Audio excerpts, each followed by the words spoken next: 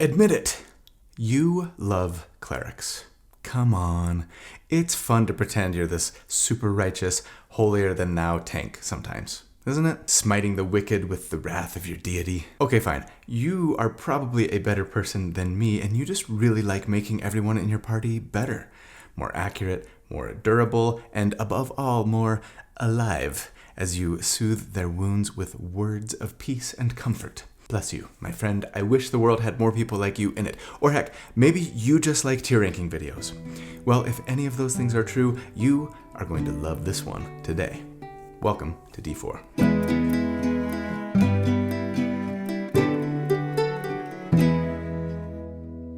Hey everybody, so here at D4, most weeks I take deep dives into character builds for my favorite role-playing games. I like to crunch numbers about them, I like to theorycraft about them, not so that I can tell you the right or the best way to play a character, but to explore one potential way to build something in the hopes of creating a character that's both really fun but also powerful to play.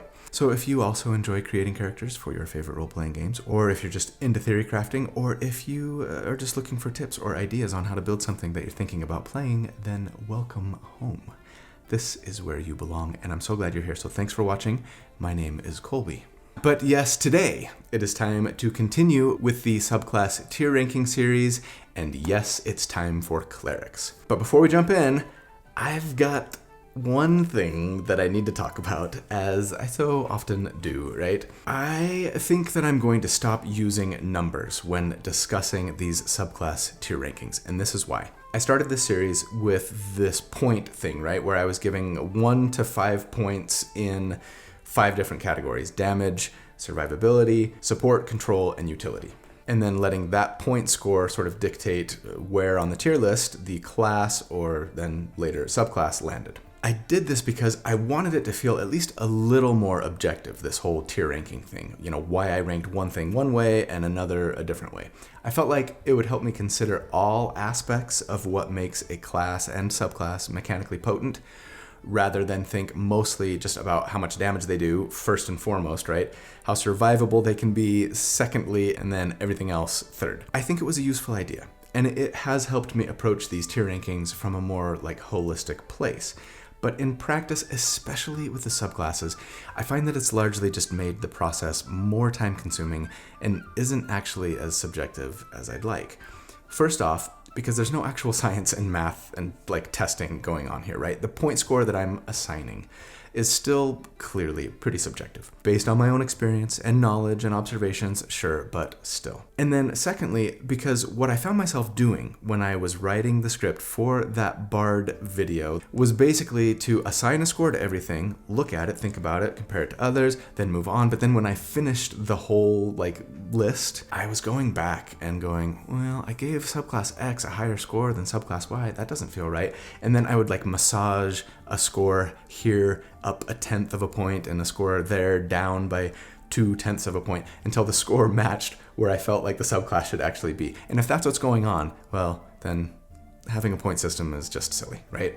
And then I felt like I had to justify to every single commenter why I gave subclass X a 2.75 in something and subclass Y a 2.8 and subclass Z a 2.3, and it just started to get exhausting. And frankly, difficult to justify. By comparison, it's a lot easier to say, this subclass gives some solid bumps in this category, which is going to increase its ranking in my estimation, and just leave it at that. People are still going to quibble over the position on the list, claiming I gave too much credence to something or not enough to something else, and that's fine. That's kind of the point of these things, right? But quibbling over the minutia of 1/10 of a point one way or another on every little thing is just kind of silly and not really the point of this exercise. So going forward, I'm still going to discuss the strengths or lack thereof for each subclass in each of the 5 categories, but ultimately let go of the whole point assignment thing and just put the subclass where I think it belongs based on my evaluation of their strengths and weaknesses. One benefit to this is that it'll hopefully allow for a little more movement on the master tier list for subclasses that we'll get to at the very end here, that won't necessarily be so closely tied to the base class score that I originally gave the class, right? Though I will still use those base strengths and weaknesses when considering where the strength of the subclass lies compared to all other subclasses, for sure. And just as a reminder, for what I gave the Cleric, for damage it was 3.5, for survivability it was 3, for support it was 4.5, for control it was 2, spoiler alert, I'm going to alter that. Stay tuned for the final thoughts. And then utility a 2 as well. This resulted in me giving clerics a B rank due to the reconsideration and the changes that I'm going to make that, again, I'll talk about later. I'm going to actually bump them up to A.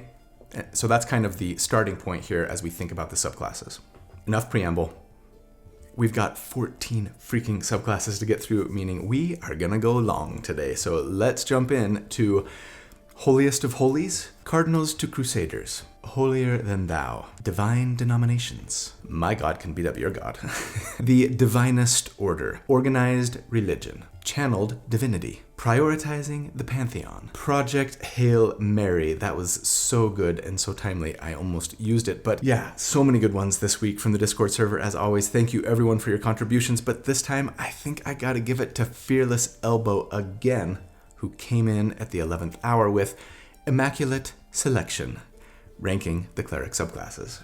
Huge thanks to my good friend Randall Hampton for the fantastic artwork that he put together for the build this week. He does this every week. He's so talented. If you would be interested in following him to check out the other stuff that he creates, or to maybe even try and commission him to create some art for your character or even your entire party, I will put links in the video description, as always, on how to do so. But first, okay. Yes, I want to gush about Helix today, the sponsor for the video, but listen, here's something new from them that I want to say before everything. They have new pillows. I'm talking the new Comfort Adjust cooling pillow, and I used to suffer from back pain when I slept, but ever since sleeping on a Helix mattress, that's gone. I also used to have neck pain, and I spent a long time and a lot of money a couple of years ago trying to find a pillow that would help get rid of that problem. I finally found one, and it helped so much that I bought 2 so that I could take one with me when I travel, wherever I go. Yeah, that's how old I am. So when Helix told me recently, hey, we've got a new pillow that we want you to try out, I was super skeptical. I thought there was no way that it could be as good as what I already had and that it would bring back like my neck pain at night, but they sent it to me, I tried it out, and I don't know why I'm surprised. Yeah, new favorite pillow of all time. This thing is amazing. First of all, it's filled with not just memory foam, but shredded memory foam. And the result of that is that it gives really great support, but also it has a lot of nice like sink and cushiness to it. It is like fluffy and delicious. My favorite thing actually is like they have these little zippers on the sides so that you can adjust like how much sink it gives or how firm it is just on the fly. You close those up to give a little bit more support, a little more firmness, and you open it up to make it a little more squishy. True story. I slept down in my guest bed the other night because my wife was sick, and so I just slept on the pillow that I have down on that bed, which is my old pillow that I used to love, and I was like, oh man, Helix has like ruined everything non-Helix again. That old favorite pillow of mine just felt like a rock by comparison, but it didn't give any more support than this one gives. It's also designed with the same Outtakes cooling cover that their mattresses can come with to help you stay cooler at night, and there is no time like the present to take advantage of that. With summer coming on fast, right? It actually makes me really grateful for my Helix mattress and now my pillow because, you know, these things really help me stay cool, especially during those hot months. Like many of you know, with Helix, your mattress is specially made for you because before you even order, you take a sleep quiz to figure out your body type and sleep preferences so that you can get your perfect mattress. When I took it, I got matched up with this beautiful Sunset Luxe mattress with, yes, a Outtakes cooling cover, but there are 20 unique mattresses that they offer, including ones for kids and for big and tall bodies, and even just mattress toppers if you're on a budget or you want something for a second bed, etc. And now is the best time to check them out because they're currently running an exclusive partner Memorial Day sale where you can save 27% off of everything on their entire site. If you want to check them out, take advantage of the savings, please use the URL that I've got linked in the video description and the pinned comment.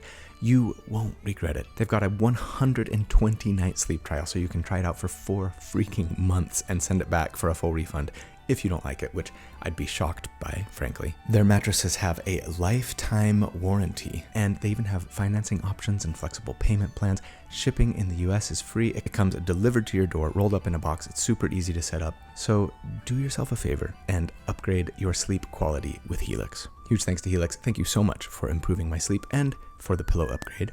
I love it. All right, let's get back to the rankings. All right, taking this thing alphabetical as always. So kicking it off, that I wanted to play a wizard, but stupid Brad already called dibs on wizard, so now I'm playing a cleric subclass. Arcana, stupid Brad. As for damage, Arcana clerics get a couple of potential little bumps, but the big one doesn't come until late. They get some damage dealing spells added to their spell list, like Magic Missile, but that's a fairly small consideration. Their level 8 feature, Potent Spellcasting, is essentially a feature for all clerics now, except all clerics get to choose between more damage to a cantrip or to a weapon attack. So this is the last time I'm going to mention that level 8 feature for any cleric, whether it's Potent Spellcasting or Divine Strike, okay? It doesn't add anything to a subclass anymore. But the level 17 feature, Arcane Mastery, lets us pick a 6th, 7th, 8th, and 9th level wizard spell and just add them to our list and count them as cleric spells. And that is really potent. I think it unlikely that most of those get used for damage, but it's definitely possible. Of course, right? I wouldn't hate having Meteor Swarm, especially on a cleric who already has a lot of great AoE options. So yeah, we'll say Arcana clerics are a little better than the base class for damage. There's not much for them in the survivability department, so that's going to stay the same, but they do get a lot of love to make them even better support characters. Their 6th level feature, Spellbreaker, says that when we use a spell to heal an ally, we can also end a spell of our choice that's affecting that character. So long as that spell is of equal or lower spell level than the spell we cast to restore hit points, right? That's pretty fantastic when we need it. Granted, I think at most tables it probably won't come up that often, but when it does, a free casting of Dispel Magic, essentially, when we also are healing, is pretty sweet. Control might be the area that they get the most love though, I think. First off, because arguably the best 6th through 9th level wizard spells that you get later on, right, would probably be control spells, so that's where we're most likely to really benefit with that, albeit late but fantastic 17th level feature. But also, our Channel Divinity option right at level 3, Arcane Abjuration, lets us turn not just undead but also a single celestial, elemental, fey, or fiend. And once we hit level 5, that creature might be banished for a minute as per the banishment spell, a 4th level spell, mind you, though it only works if the enemy is of a low enough challenge rating. Still, some nice concentration-free control regardless of the enemy's CR. Finally, for utility, they get a little bump from their level 3 Arcane Initiate, which gives them proficiency in Arcana and a couple of wizard cantrips, which I will consider for utility, though sure they could be damage or, Blade Ward or whatever. That spell list has some decent utility options too: Detect Magic, Arcane Eye, Secret Chest, and more, so yeah, I'd say a decent utility bump in the end. For the Arcana rank then, I think I'm going to put them in B. Pretty dang amazing at high level play, but before that they're just kind of solidly decent compared to other subclasses. Up next, the thing that used to just be an option for dungeon masters, but they decided to throw evil-minded players a bone, the Death Cleric. Most of the Death Cleric's benefits come in the damage department. Their spell list gives some kinda okay damage options, Ray of Sickness, meh, but Animate Dead could be decent for some skelly companions. Blight is okay, single target burst damage, which the Cleric doesn't get a lot of, to be fair. Cloud Kill is an okay multi-target damage option, but hard to imagine concentrating on that over Spirit Guardians. You get Martial Weapon Proficiency, which could lead to more damage, maybe, but yeah, I don't know if you're going to be making weapon attacks here. No extra attack, right? I suppose if you're trying to True Strike and you picked up that cantrip with your Origin feat or something, but that's mostly a nothing feature here, I think. Better than that, you get Reaper. This lets your Necromancy cantrips target a second creature, if it's standing next to your original target. And Double Toll the Dead is pretty sweet.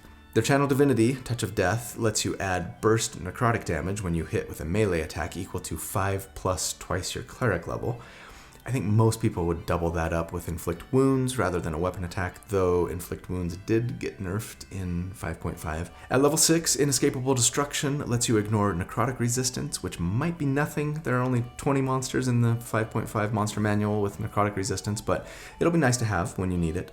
But then the level 17 feature, Improved Reaper, basically takes the Reaper ability and says you can target a second creature, not just with a cantrip, but with any necromancy spell up to 5th level. That's mostly going to be a damage bump, I think, via Inflict Wounds again, but Contagion could be worth using here as well. Anyways, as for all the other categories, survivability, control, support, and utility, there really just isn't much for the Death Cleric outside of their spell list. Death Ward for support, blindness, deafness for control, for survivability you get false life, vampiric touch, anti-life shell, ray of enfeeblement. But yeah, fairly minor bumps for all of those things, especially since a lot of those spells are on the cleric spell list anyways, right? So in the end, for a rank, I think I'm gonna go B again with Death Cleric and probably put them just below Arcana. You know, they're great if you want to add some more multi-target damage and or burst damage to your cleric, but it just doesn't bring a lot otherwise, which doesn't make it bad, but yeah, kind of middle of the pack, I think, compared to other cleric subs. Moving on, the one whose church is just a blacksmith shop, the Forge Cleric. There is a little damage love for Forge Clerics. Their spell list has some decent damage options. Searing Smite may be chief among them, despite the Smite nerf. That spell in particular got bumped in 5.5, right? But Heat Metal is good. Magic and Elemental Weapon might be kind of decent, though without extra attack, much less so, I think.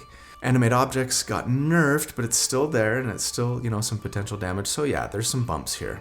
Their Blessing of the Forge feature could get you a +1 weapon, which might be nice if you're making weapon attacks and don't have a magic weapon yet, right? Most of the buffs, though, for Forge Clerics come in the survivability department. The spell list gives a little love from protection from energy. We automatically get heavy armor proficiency.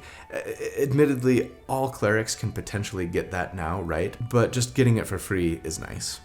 That Blessing of the Forge could be used to add +1 to your armor instead of to a weapon, right? And since +1 weapons are only uncommon rarity magic items and +1 armor is rare, it feels more likely that you'll be using this for armor, right?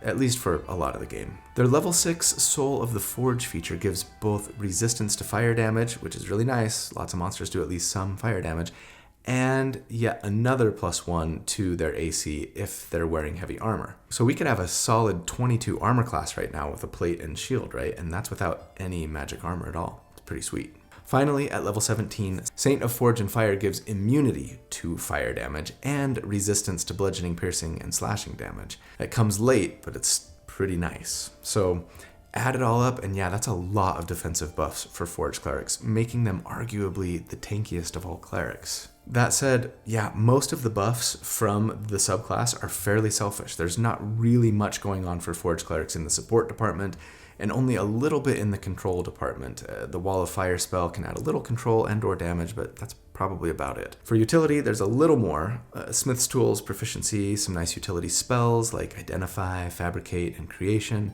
Their Channel Divinity Artisan's Blessing feature lets you just create something that has metal in it. It's sort of like a poor man's creation bard, but this takes a whole hour. And the thing can't be worth more than 100 gold, so it's not like you can make yourself some free plate armor or anything.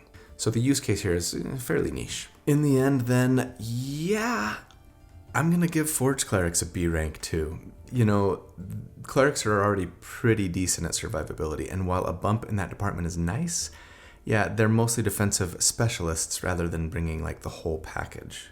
And I think I'd put them even below Death Clerics here, mostly because that +1 to their armor or weapon, only works with non-magical armor and weapons, right? Meaning that the feature might just become obsolete before long and provide no real benefit. And that really bums me out. I think if it was just a +1, whether the thing you were buffing was magical or not, I'd probably put it over Death Clerics here. Anyways, time to move on to one of my favorite subclasses to build around back in the day, the ultimate bursty subclass, the Grave Cleric. Grave Clerics get one huge bump to damage in the form of their Path to the Grave Channel Divinity feature. I built around this quite a few times back in the day. It is so fun and super potent burst damage potential, but be warned. We've seen a Grave Cleric version hit Unearthed Arcana, no confirmation at the time of this recording if it's going to see the light of day as far as I know, or what will change from that UA version to what gets released, but in the UA we saw the burst potential from this feature was heavily nerfed. So use it while you can, I guess, if you can. Path of the Grave lets us use our Channel Divinity and our action to just curse an enemy so that the next time they get hit with an attack, whether from us or from an ally, they have vulnerability to all of the damage. That's better than an automatic critical hit because it would double everything, including the flat modifiers, right? And if you can get a critical hit, boy howdy. So yeah, big damage bump here, even if it's not super sustainable damage. As for survivability, we get a little love from our spell list. False Life, Vampiric Touch, and Death Ward, and Anti-Life Shell might help us stay alive a little longer. The level 6 Sentinel at Death's Door lets you use a reaction when an enemy deals a critical hit to make that a normal hit instead. That can be a support and survivability feature since it could help you or an ally, right? Same with the level 17 Keeper of Souls, which says that when an enemy dies within 60 feet, we or an ally can regain hit points equal to the enemy's hit dice. Not bad, since there's no limit to how often you can do this, just once per round, but it doesn't even require a reaction or anything. Still, level 17 feature, so it's not going to be much of a bump for most of us. As for support, support gets a little juice from those last two features I mentioned, but there's more. The Circle of Mortality feature says that when we use a spell to heal someone with 0 hit points, so they have to be down for the count first, right? Instead of rolling, we just heal the highest amount. That's actually pretty awesome, especially considering the buff that spells like Cure Wounds and Healing Word got in 5.5, right? When a Grave Cleric casts a first level Cure Wounds on somebody who's unconscious, it would heal them for like 20 hit points, and a second level Cure Wounds would be like 36. You could fairly easily get an ally from almost dead to full health. We also get the Spare the Dying cantrip for free, and some other free support spells like Gentle Repose, Revivify, Death Ward, Raise Dead. Altogether, yeah, there's some pretty nice stuff here. There's not a ton in the control department, other than maybe the Bane spell for free, and the pretty crappy Ray of Enfeeblement too. And then as for utility, it's really just the Eyes of the Grave feature they get right away, which lets you detect nearby undead. Altogether, I think that is gonna take Grave Cleric up to A for me. Really strong single target burst potential and solid defensive and support buffs too. Up next, our first officially updated for 5.5 subclass, thanks to the Heroes of Faerun book, Knowledge. For damage, they do get some love in the damage department from their spell list. Mind Spike for some single target damage and a little no invisibility debuff. And better yet, Synaptic Static, one of, if not the best AoE burst damage spells in the game, in my opinion, this side of Meteor Swarm, I suppose, for big area damage and a debuff. You could consider their level 17 feature, Divine Foreknowledge, to be a potential damage increase as well, since it gives us advantage on all d20 tests for an entire hour, which could include attack rolls, should we be making them. That's almost as good as the 9th level Foresight spell, right? Though this can be used as an action, but only on yourself, and lasts for an hour instead of 8, like Foresight. But being able to use it for free once per day, and then just with a 6th level spell slot otherwise, is kind of amazing. That said, since it comes so very late in our career, I'm not going to consider it as being a massive bump for any category it might help out with. Like survivability, for example, since it would give us advantage on all saving throws, right? Other than that, the level 6 feature Unfettered Mind gives us advantage on intelligence saving throws, or maybe, better yet, if we have advantage on intelligence saves already, whether due to multiclassing or taking a feat for it, then we just get to straight up pick a different saving throw to have proficiency in. That's pretty sweet, and really makes me want to multiclass. There's not much for Knowledge Clerics in the support department, though, outside of, say, getting Dispel Magic for free, and the same goes for Control outside of knowing the Command, Banishment, and Confusion spells for free, which are good, but 2 of those are already on the Cleric spell list, so it doesn't feel super monumental to me. I guess the debuff from Synaptic Static might count a little bit towards Control here, sure. But yeah, the only Control love comes from the spell list, I'd say. Utility is where Knowledge Clerics get the most power from their subclass. At level 3, Blessings of Knowledge gives us proficiency with a tool set and a couple of intelligence skills of our choice, plus expertise in them. Nice. Most of our domain spells are utility-based as well. Comprehend languages, detect thoughts, identify, non-detection, tongues, arcane eye, legend lore, and scrying. Also at level 3, the Mind Magic feature lets us cast a divination spell from our domain spell list specifically for free, and it only takes a single action, so it's a little quicker for stuff like identify, legend lore, and scrying. Plus, we can do it without material components, potentially saving some money. At level 6, Unfettered Mind gives free telepathy with potentially our entire party, and sure, at 17, that Divine Foreknowledge would give us advantage on skill checks too. So altogether, that's a ton of additional utility for our smartest of clerics. But all things considered, I think I'd put Knowledge Clerics in C. They just shine brightest outside of combat, and while that's great, and for a lot of players that's what they want, I said at the beginning of all of this that I was going to give preference to stuff that aids in combat, and Knowledge Clerics seem to get less of that than most others. Until level 17 at least, but yeah, that just comes so late that I don't think it's worth much in the grand scheme of things, so yeah, feels like a C to me. Okay, time to get to the best healer in the game. Or are they? Yes, we are talking about Life Clerics. Life Clerics get nothing for damage. Nada. Zip. Let's move on. Not the case for survivability. Their spells are pretty much all in the support and or survivability department. Healing, blessing, curing, and resisting death. And pretty much all of those spells, yeah, could benefit us as much as an ally, outside of Revivify, I suppose. Same goes for the level 3 Preserve Life Channel Divinity feature, which can heal a ton of hit points, but only to bloodied creatures. I really don't like that, honestly, but hey, if you're bloodied, it can help you too. Also, the Blessed Healer feature at level 6 says that when we cast a spell with a spell slot to heal someone other than us, we heal a little bit too, 2 hit points plus the spell's level. And finally, the level 17 feature, Supreme Healing, can again work for support or for ourselves, as it just lets us heal the max hit points instead of rolling dice when we heal with a spell or a Channel Divinity. It comes late, but it's almost as good as a free Beacon of Hope spell, and that's pretty potent. As for the support department, yeah, it's all about the healing, and we've already talked about all of the buffs here except for the level 3 feature, Disciple of Life, which just does the same thing as Blessed Healer except to someone else potentially. Though this actually works on us if we heal ourselves with the spell too, so yeah, extra hit points equal to 2 plus the spell slot when we heal.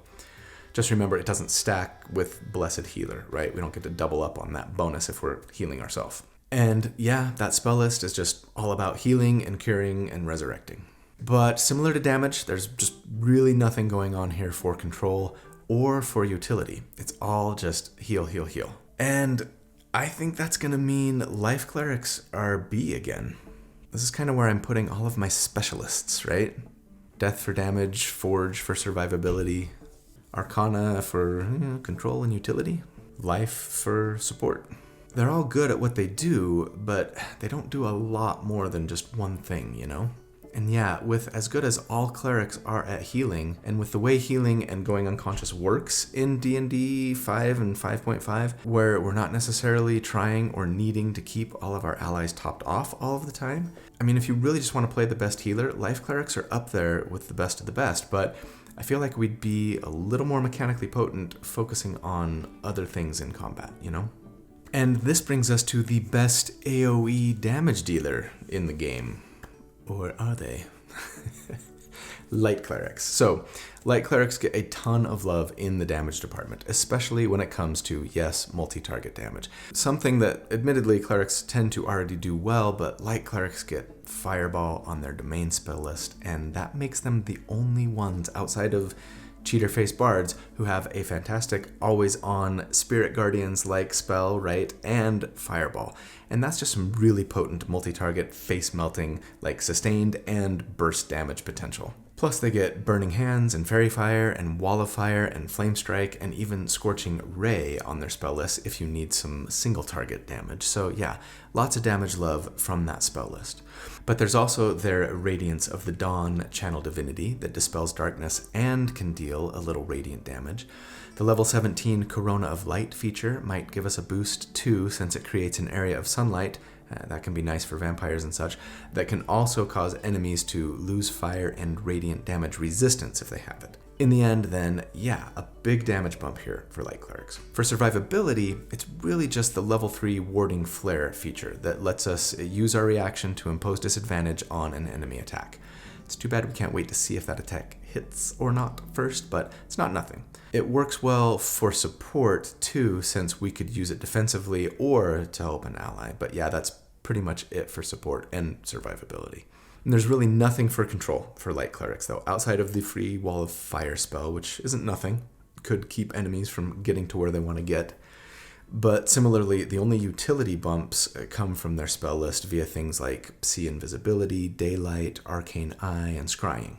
And I suppose if you need to dispel darkness or bring bright light via your other features that do those things, that could be considered utility. So yeah, little love there. In the end, I think I put light clerics in A2. It's true most of their bumps come in the damage department, but it's really pretty good damage. I would say that differently. But I think it's more damage than we tend to get from death. And they bring enough in the other categories to get them just past B tier, I think. But yeah, I'm going to put them below grave. Okay, up next, I wanted to play a druid, but stupid Brad already called dibs on druid, so now I'm playing a cleric subclass. Brad! Nature clerics. There's not a lot of love for nature clerics in the damage department. It's mostly just a couple of things from their domain spell list. Spike growth, which, hey, if you're building for cheese grating, that's a big deal potentially. Dominate beast could get you a pet ally. An insect plague. Nothing else though, unless you maybe consider like your ability to charm animals and plants is potentially getting them to fight for you in combat. I don't think we can necessarily assume that though until our level 17 Master of Nature feature, where it finally specifies that we can use a bonus action to command our charmed animals and plants, right? I feel like if that were an option earlier to get them to fight for you, it would have specified it, right? But your DM might allow it. Or like maybe if you roleplay it really well. Or like the beast or plant has a good reason to already be hostile to your foes. I just don't think I can give this a huge bump though. Highly dependent on your environment, on what you're fighting, and on your DM. At least until level 17. And that comes so late that it's barely worth considering in the grand scheme of things. Survivability wise, we get free heavy armor proficiency, which, yeah, isn't much these days, but it's not nothing. I mean, there's the bark skin spell that might be nice for you or an ally if your AC is crap, but as a cleric, I hope it's not lower than 17. At least not for too long. Your ability to charm plants and animals could definitely help you survive if you're fighting plants and animals, right? You and your allies might benefit from the level 6 Dampen Elements feature as well. It's sort of like having the Absorb Element spell always available, and lets you use it on allies too, costing our reaction to grant resistance to like an elemental damage type, right? And that's pretty nice for survivability and for support. But speaking of, yeah, not a ton for support other than the things I've mentioned for survivability, right? And then for control, we get a little love from our spell list again. Spike growth, plant growth, wind wall, dominate beast, grasping vine, all solid control options there, but that's about it for control. And then for utility, it's mostly all that charming and speaking with beasts and plants, plus Tree Stride, I suppose, which is a really fun and really big teleportation movement spell. Comes late, but it's good. We do also get some utility love from the Acolyte of Nature feature, which gives us a free druid cantrip. I'll call that utility, though sure you could grab Thorn Whip or something, I guess. As well as an additional nature-y skill proficiency. I mean, I kind of love nature clerics. One of my hardest hitting multi-target damage dealers that I've ever built in 5e was a pure nature cleric right up there, and that surprised even me. But generally, yeah, they just don't tend to bring as much to the table as other subclasses in just about any department, and so much of what they do bring is super dependent on being around plants and animals, and if you're not, then a ton of the features they get are just sort of non-features. So yeah, I think that's going to mean our first D tier cleric here. And again, that doesn't mean that you can't make a good nature cleric. I just think they tend to bring a little bit less of a complete package than kinda every other subclass. And again, so much of what they do is dependent on where you are and what you're fighting. Moving on, one of my favorite cleric subclasses, Order Clerics. They just get so much really cool, unique stuff to play with. Their best damage-focused feature comes right when you get the subclass, I think, Voice of Authority. This says that when we target an ally with a first level spell or higher, they can use their reaction to make a weapon attack. So no, that doesn't cause us to do more damage, and maybe you might think we should call this a support feature, but no, I'm calling it damage because, well, when we use it, more damage happens to an enemy, right? This especially is great on rogues, as I tried to demonstrate with my 2-character build from yesteryear, the battery and the blender. But really, any hard-hitting melee ally is going to love this feature. We might get some damage love from Embodiment of the Law at level 6 too, since it lets us cast an enchantment spell as a bonus action, but that probably only benefits damage if we multi-class to pick up like Dissonant Whispers or something. All the cleric enchantment spells are going to be control and support based. Finally, there's a little damage bump from the level 17 Order's Wrath feature, where it says that if we deal damage with Divine Strike, so assuming we took that option as part of our now level 7 Blessed Strikes feature in 5.5, right? Meaning we hit them with a weapon attack, then the next time an ally hits that same creature, they take an extra 2d8 of psychic damage. That's pretty crappy for level 17, honestly. I don't think we should be making a lot of weapon attacks with our action most of the time.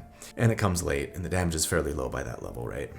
For survivability, free heavy armor proficiency is nice, though, yeah, I mean, I probably should have talked about this right at the beginning. I can't help but wonder if most DMs would say, if you're playing these like free heavy armor cleric subclasses, old subclasses, right, but in 5.5, well, in 5.5, you can choose between the new Protector or Thaumaturge option from the new Divine Order feature, right? I'm assuming that a lot, maybe most DMs are going to say, well, you don't get free heavy armor, you just get to choose if you want, Protector or Thaumaturge. So that could be a non-feature. Anyways, our Order's Demand Channel Divinity feature will help us stay alive as it charms every creature that can see or hear us within 30 feet to make a wisdom save or be charmed. And charmed enemies can't hurt us, though they can hurt our friends. They do drop what they're holding, though, here if we want, which I guess might slow them down a bit, or allow an ally to go pick up their weapon, though, or kick it across the battlefield, right? So, sure, I'll let that give us a little bump to our support potential, just a little. What other support benefits do Order Clerics get? Free mass healing word and heroism, and maybe some love from Embodiment of the Law, since being able to cast, say, Bless with your bonus action on round 1, or sure, Power Word Fortify or Heal later on, makes it that much easier to use those spells. Man, I wish I could always cast Bless as a bonus action. But I think the Order Cleric's strongest area might be, well, tied with damage, maybe. It's going to be in the control department. Again, that bonus action casting of an enchantment spell is fantastic. Bane, Hold Person, Command, kind of makes them feel a little bit like a Glamour Bard, right? Insight Greed. Being able to bonus action cast those is just really great. Plus, their spell list is just full of nice control and debuff options. Command, Hold Person, Slow, best of all, I think, Compulsion, Dominate Person. There's just a lot of nice control power there. As for utility, there's a bit of a bump from our spell list thanks to things like Zone of Truth, Locate Creature, and Commune. We also get proficiency in Intimidation or Persuasion, and considering that our Channel Divinity can charm others, and they don't have to be in combat, right? Persuasion proficiency and advantage on social interactions resulting from charm makes it pretty likely that you'll be able to get people to do what you want outside of combat. So, you know what? I'm calling Order Clerics. I'm going to give them our first S tier. There's just some really solid buffs to almost every category. Support might be their weakest area, but clerics are already great at support, so it just feels like this lists almost everything else to practically be on par with what they're already good at. So yeah, just a fantastic all-rounder. And I might rather have an Order Cleric as an ally than almost any other cleric. Up next, the second most oft maligned cleric subclass for being too powerful. Peace Clerics. Are they OP? Let's dive in. The only thing Peace Clerics get that might impact damage is probably their most controversial feature, or the one people complain about most for being too good, I think, and that's the one that they get right away, Emboldening Bond. This says that proficiency bonus times per day, as an action, we can basically give a Poor Man's Bless spell to proficiency bonus number of creatures, including ourselves, but it doesn't cost a spell slot, it doesn't require concentration, and it lasts for 10 minutes. That said, it's not quite Bless. It adds a d4 to an attack, an ability check, or a save, but only once per turn. Meaning if you've got extra attack and or ways to make bonus action attacks, etc., it's not going to benefit you, right? If you're casting Eldritch Blast, if you're casting Scorching Ray, beyond that first attack. Also, those affected by it have to stay within 30 feet of at least one other person with the buff. That's not impossible to do. Most of the time it'll be easy, but not always. But yeah, the fact that it's almost as good as Bless, I mean better in some ways I guess, in that it doesn't take a spell slot or concentration, and that it can therefore stack with Bless, a spell that, as a cleric, you're very likely to be concentrating on anyways, makes this feel especially potent, right? And yeah, would potentially add to the damage that you and your entire party are doing by turning missed attacks into hits, among other things. Now, personally, I don't think this ability is overpowered. I also don't know that this video is the place to get into that argument, but I think it was more problematic when you could grab this with just a 1-level cleric dip. Nowadays, with cleric subclasses not coming until level 3 like everyone else, it feels more balanced than it used to. I mean, an action to cast and only usable once per turn? Yeah, it's good, but it would take 2 rounds to get this and Bless going, right? By then, the encounter might be halfway done or more. Anyways, yes, it's good, and it'll add to our damage potential for sure, considering that it might help our damage and our allies, right? Same goes for survivability. If we're giving ourselves a d4 to our saves, that's nice. What's more, a lot of the domain spells that can be used for support can improve our own survivability as well. Aid, heroism, greater restoration, etc. So I'll let that give a little survivability nudge too. But yeah, support is where Peace Clerics shine brightest, no doubt. That Emboldening Bond is going to really help allies survive and succeed. The spell list is pretty much all about support, Warding Bond, Beacon of Hope, so many good spells in there. And then there are all the other subclass features. The Channel Divinity Balm of Peace basically gives us like a Chardalon's Stride, but with healing instead of damage, right? You run around the battlefield and any ally you get close to gets a little heal. It's not a ton, but it's not bad. 2d6 plus wisdom modifier, and it's unique and it's fun and flavorful. It can potentially heal your entire party. I love it. The level 6 Protective Bond feature lets one person, potentially you, affected by your Emboldening Bond, teleport to and take damage for a second person affected by the bond who is about to take damage. And yeah, okay, this feature might be the one that people consider to be the most overpowered. It's so good. I mean, teleportation and protection all rolled into one, and all it costs is your reaction, right? There's no limit to how often someone can do this.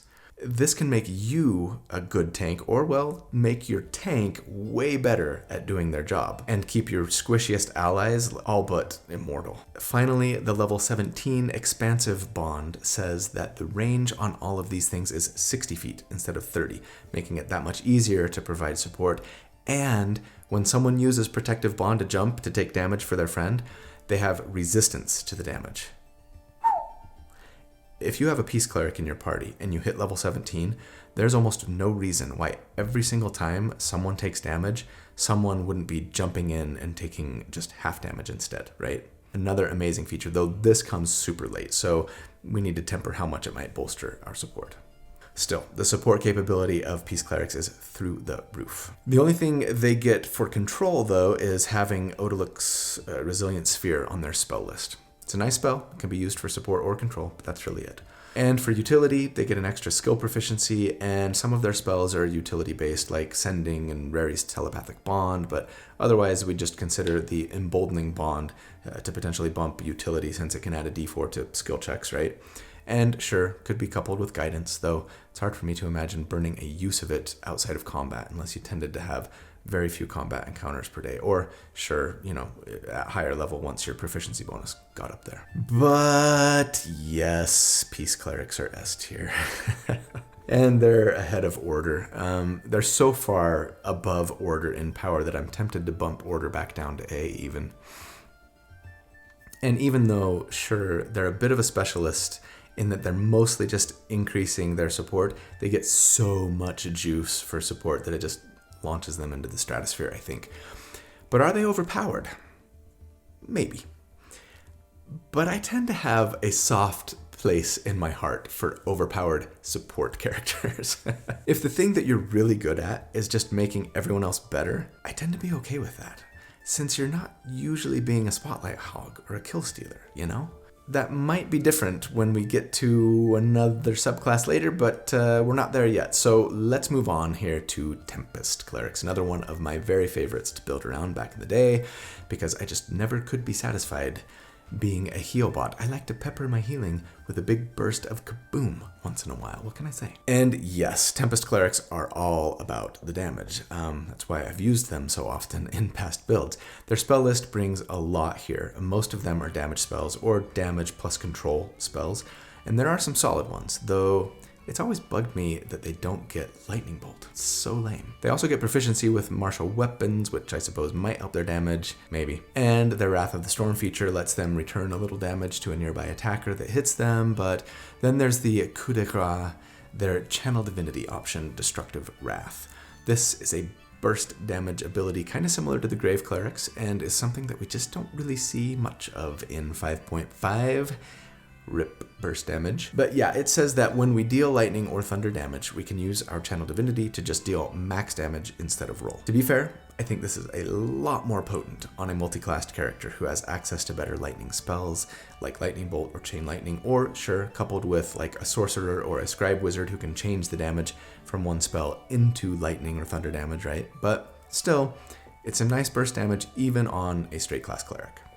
The only real survivability bumps here would be the free heavy armor proficiency, though again, playing in 5.5, you might have to choose that, right? But then I suppose the level 6 feature, Thunderbolt Strike, lets us push an enemy 10 feet away from us when we deal damage to them.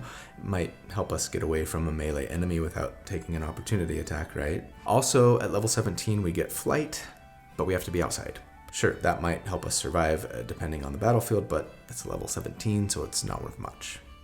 For support, there's really nothing going here for Tempest Clerics, but for control, we get a little from some of the spell list: Fog, Cloud, Gust of Wind, Sleet Storm, Ice Storm, Control Weather, etc., plus the potential forced movement from Thunderbolt Strike that I mentioned. So it's mostly like slowing and pushing stuff here. Not a lot of hard shutdown, but it's not nothing. As for utility, again, not much. The Flight at 17, sure, and then some potential utility from like Control Water and Gust of Wind. But it's practically no utility gain here. And so, yeah, I'm gonna put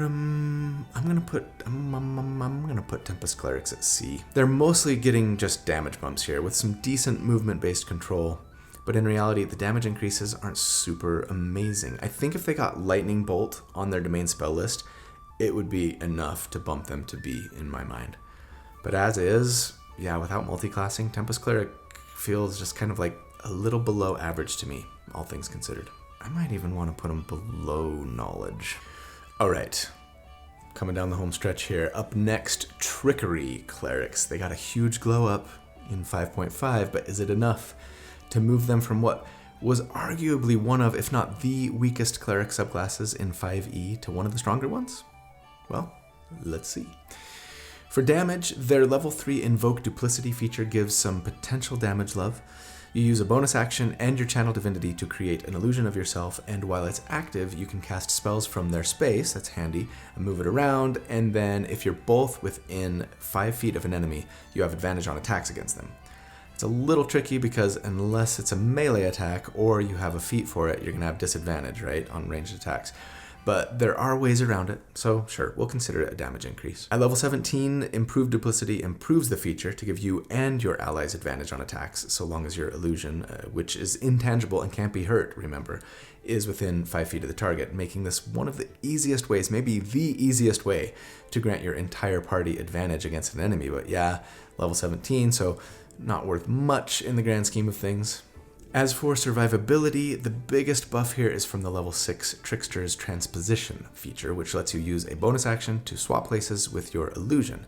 It's actually really nice, since it doesn't take a spell slot or anything, so you could just be bamfing around every single turn potentially, and thus potentially getting out of harm's way, right? I suppose the same could be said for Dimension Door from the spell list if you need a bigger teleport. And sure, at level 17, improved duplicity also lets us heal ourselves or an ally when our illusion ends for our cleric level in hit points. So there's a wee bit of survivability there, and altogether it's a decent bump, but nothing massive in my opinion. It's hard to know how often teleporting will actually help us stay safe. Depends a lot on the battlefield and on the enemies. It's good, but it doesn't make us like nigh unkillable or anything. And in some encounters, it might do practically nothing to help us stay alive.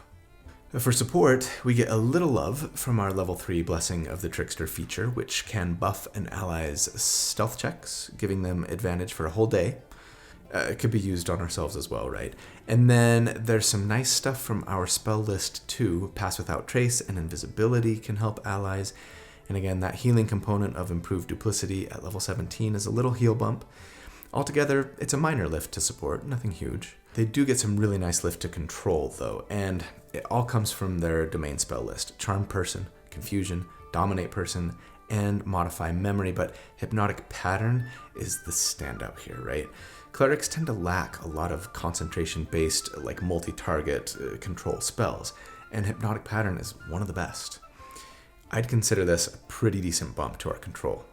And there's a little bit for utility here as well. Those stealth benefits can help us, of course, and all that free movement and teleporting I'd consider to be a bump to our out-of-combat usefulness. And again, Dimension Door to teleport you and a friend, right? Disguise Self, Non-Detection, Modify Memory, all have out-of-combat applications. So yeah, a little bit of bump to utility for sure.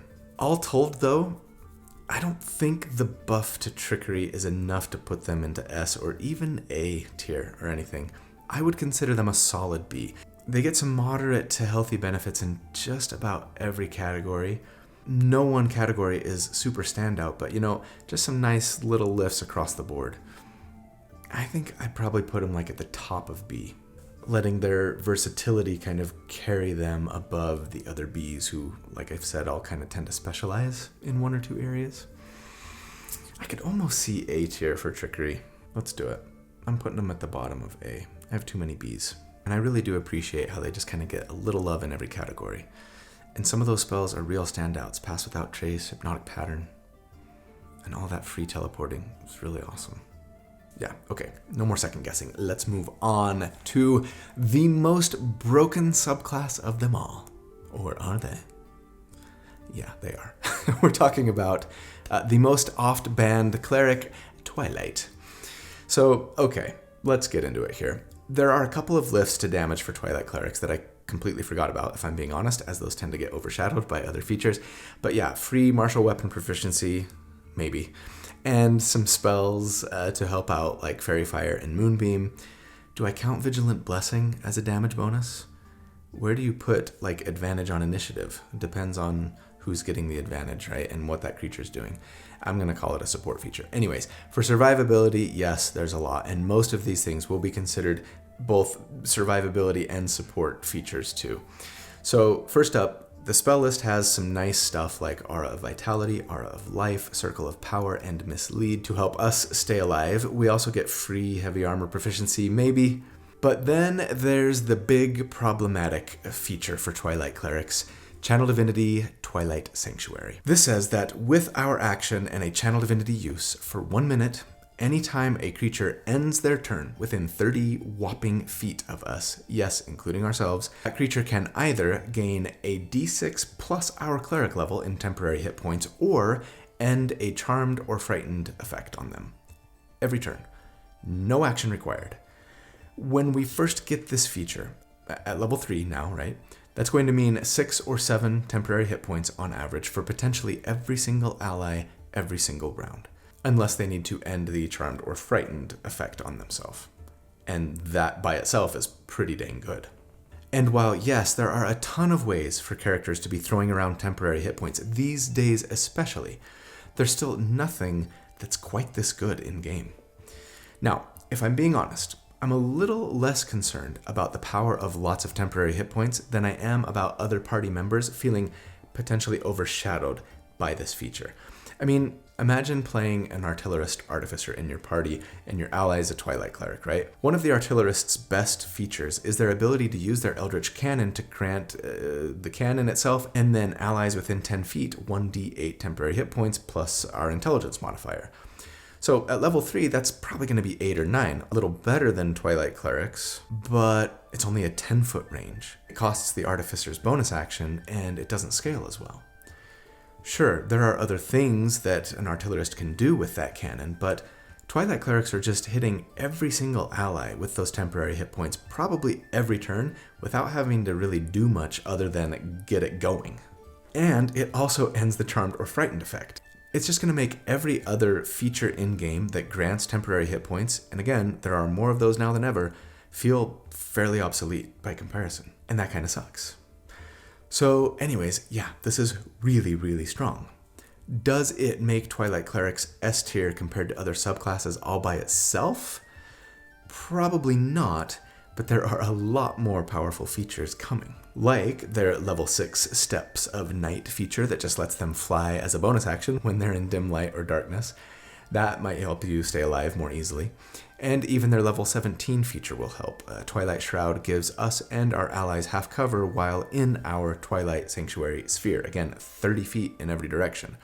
+2 to everyone's armor class. Bam. So yeah, that comes late, but still, huge lifts to survivability here. And of course to support as well, since most of these survivability features are going to buff our allies, the temporary hit points, ending Charmed or Frightened, the half cover, the spells. What's more, there's that Vigilant Blessing to give advantage on initiative if we use it on someone else, and even the Eyes of Night that gives us the best dark vision in game out to 300 feet. But then when we use it, we can also share that dark vision with probably our entire party for an hour. So yeah, Twilight Clerics are the strongest support characters mechanically, I think. Even Peace Clerics feel kind of balanced by comparison. That said, there's not very much by way of control, just the sleep spell really, which is a decent spell, better than ever, after level 1 or 2 anyways. Now in 5.5, yeah, but it's a small bump. And then for utility, I suppose we have to consider that crazy dark vision as a utility bump, and maybe some spells like Lehman's Tiny Hut and things. And flight, sure. So some decent lifts there. And in the end, yeah, I do think Twilight Clerics are a little bit broken. I've got to call them S and put them at the very top of S. That said, I'm still not sure if I would ban them at my table, and that might be a bit of a hot take. More on that in a minute. First, we've got one more subclass to go. Whew. Did we save the best for last? Probably not.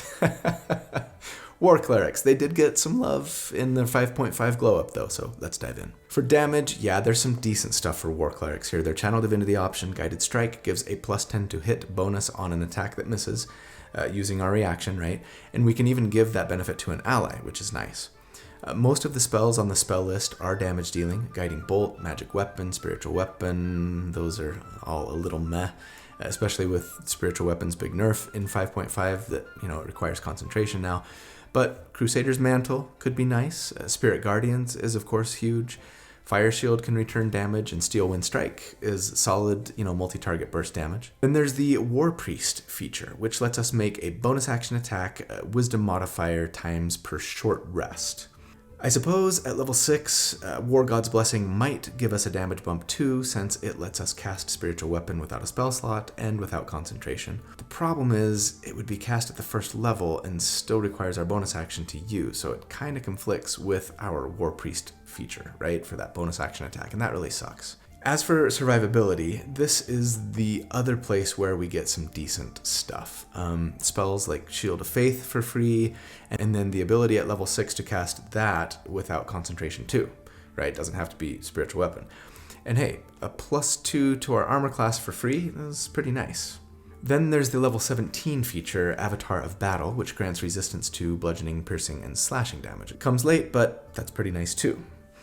Altogether, yeah, some healthy survivability bumps. For support, the fact that we can use Guided Strike to buff an ally's attack is pretty sweet.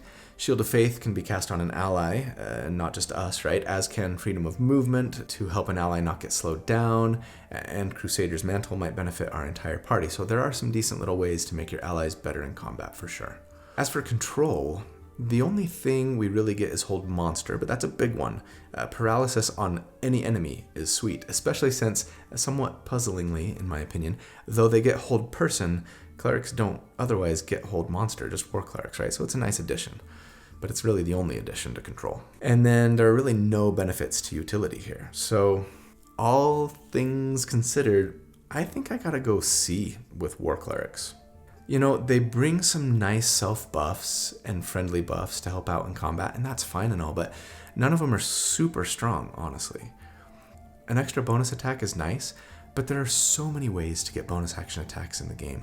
If we could get weapon masteries and a fighting style, that would feel a lot better, I think, since we could do stuff like go to weapon fighting and grab Nick and then make 3 attacks on our turn, or even if we were going sword and board, the dueling fighting style would give us a little lift to 2 attacks, right, using our bonus action instead of just 1, plus, you know, handy weapon mastery.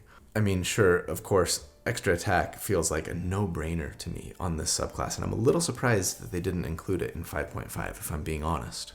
Without at least some of those things, you can't multi-class.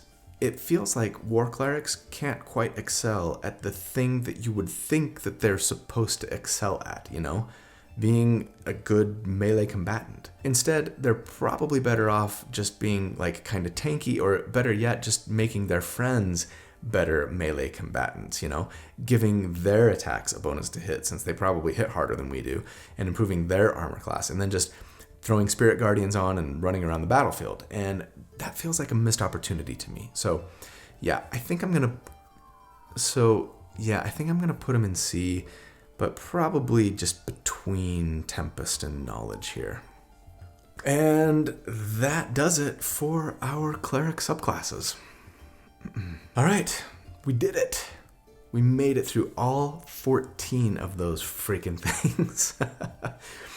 And yeah, I feel pretty good, I think, about where everybody ended up. I'm sure lots of you will try and convince me that I'm wrong in plenty of places, and that's fine. But the question is, where am I going to put these in like the master list compared to, well, just bards and barbarians so far? All right, here's where we're at. I spent a lot of time pondering this, and first up, let me note some changes since we last saw the kind of master subclass list. First, I swapped Eloquence and Valor. I still really like Valor Bards, but in the end, I think Eloquence is just a little stronger. Letting go of the whole numbers thing helped me realize that. And yeah, I nudged Creation up a smidge, mostly because it's true, as many of you pointed out in the comments on that Bard video, I did forget to take into account that since your created item can fly, you could potentially jump on it and get some flight too, and that should have been worth more. I know there were a lot of other criticisms of my ranking of the Creation Bard that plenty of you had, but I generally stand by my original take on it, that too much of its power is dependent on the player and the DM and the campaign. So I'm going to bump it up a little higher than I originally had it, but not a ton. Still below Swords Bards and others, I think, and so you can continue to disagree with me there. Totally fine. Next, yes, I've bumped World Tree Barbarians up to A. I think it's warranted. And divorcing these subclasses from the number system, again, helps me see that a little better, I think. If I could have a World Tree Barbarian as an ally, or a Whispers Bard, which I've dropped down to B, yeah, I'd rather have a World Tree Barb. I think they bring more to the table, all things considered. Finally, yes, I bumped Zealot. You know, I actually haven't had time to watch Treant Monk's Chris's reactions to my ranking videos, other than that very first class rankings one. But I know that he took issue with where I scored the Zealot Barb because I saw the thumbnail. Now, I'm not sure of all the criticisms that he had, but I will admit upon reflection that I should have given them a bigger bump to survivability than I did. You know, they get 4d12 of self-healing every day and more as they level. That goes a long way to helping someone stay on their feet who's likely taking half damage a lot of the time, right? So yeah, I think it warrants bumping them up to B overall, but I do still think I like Giants and Ancestral Guardians better. Okay, with the changes out of the way, yes, let's talk Clerics. First of all, When I put out my video ranking of all the classes a few months ago now, right up there if you missed it, I gave Clerics a B. Many of you were shocked and appalled, as I knew you would be. The single biggest thing that outraged so many of you was the score that I gave them for Control.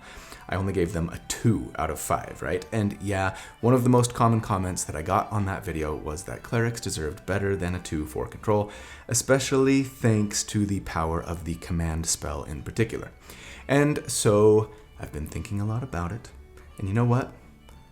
I'm going to concede that point today, as I've been using the command spell in a couple of builds lately. The Glamour Slammer are right up there, and then more recently, the Cobra Commander. I have warmed up to the power of that particular spell. It's true, the fact that it can be used to control potentially multiple enemies if upcast, for potentially a couple of rounds if they're melee, makes it really quite good. That said, I still don't love it as much as some of you do. It's good. But it has drawbacks too. It's less effective against non-melee opponents and or if you're fighting in a fairly small space where there's less room to run, and it does still require you to keep burning spell slots on it if you want to keep commanding, right? I still consider a lot of other control spells out there to be better. It has its place, it's good, sometimes it's great, but those are my thoughts. Anyways, considering my attitude adjustment there and thinking about other things that I probably didn't give enough weight to, other spells like Bane and Banishment, the power of Turn Undead in the right situation, etc., I think I'm going to adjust the Cleric's control score from a 2 to a 2.75. Still not enough for some of you, but doing this would actually raise them up to A tier. But you know what? I'm still going to leave them below fighters. And that means that, yeah, most of these subclasses are going to kind of stay in A tier here, I think. And, you know, looking at that A tier, I do think Order Clerics are good enough to be ranked above some of the weaker Bard subclasses. But most of the rest of the Cleric subs are probably going below almost all of the Bards, in my opinion, due largely to just the massive versatility that Bards can bring.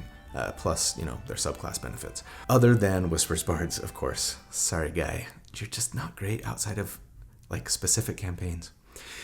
By comparison, at least. Straight classed, at least. But yeah, I even think World Tree Barbarians are good enough to outpace some of the more middling and lower Cleric subclasses, personally. I really think highly of World Tree Barbarians, apparently.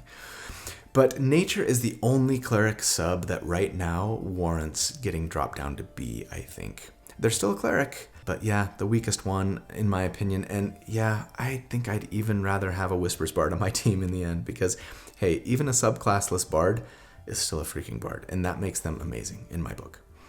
But what about those S-tier Clerics? Yes, Peace is an S-tier subclass in my book, but honestly, I think maybe just slightly less powerful than an Eloquence Bard, but better than Valor. Yeah, it's close, but that's how I'm feeling right now. The bigger surprise to a lot of you is probably this Twilight thing. Do I really think a Glamour Bard is more potent than a Twilight Cleric? I mean, it's really close in my head, but I think I'm giving the edge to Glamour. The real problem with Twilight, like I've said, is the free and easy temporary hit points for everyone all the time. If you remove that, a lot of the stuff they give is good, but by no means broken. Advantage to one person on initiative? Cool, but not broken. Extra dark vision? Maybe for your whole party? Okay, but how often do you need to see 300 feet out? And how many of your party members actually don't already have dark vision? Every character at my current table can see in the dark. Cool, not broken. Flight at level 6, yeah, really good. But they're not unique there either. And as for those temporary hit points, I mean, it is limited how often you can do this by your channel divinity. Granted, at most tables you can probably use it just about every fight, but not always. It also ends if you're incapacitated, and there are lots of ways to incapacitate these days. And then finally, I mean, yeah, temporary hit points are flying around like flies on poop in 5.5, right?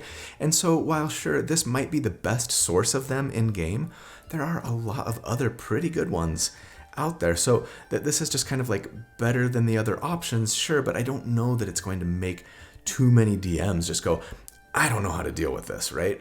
So yeah, sure, super good, really strong, but considering how well a Glamour Bard can just totally shut down most, if not every single enemy on the battlefield, I think Glamour Bards are stronger, and I'm tempted to say Eloquence Bards are too, in fact.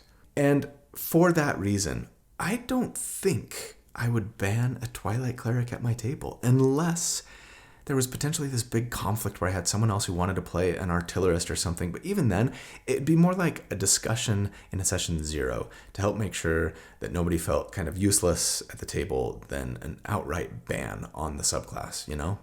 But hey, that's just me. Undoubtedly, many of you disagree with this or with any other number of things in the video today. So feel free to let me know in the comments, or sure, let me know where you agree. That would be nice. Oof. This was a long one today. Thanks for hanging in there with me. I love you guys. Thank you for your support, for me, for the channel. It means so much to me. It really does. I hope that you will have a fantastic day and that you will be good and kind and that I see you again really soon. But until then, take care. Bye-bye.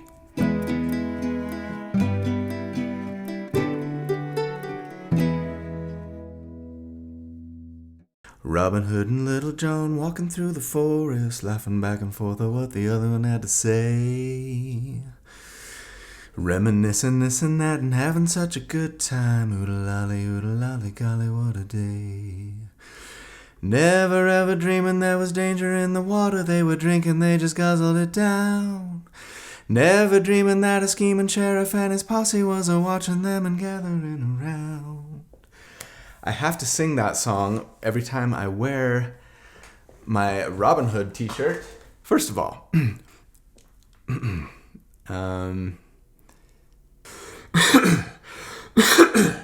Saint of Forge and Fire gives wow.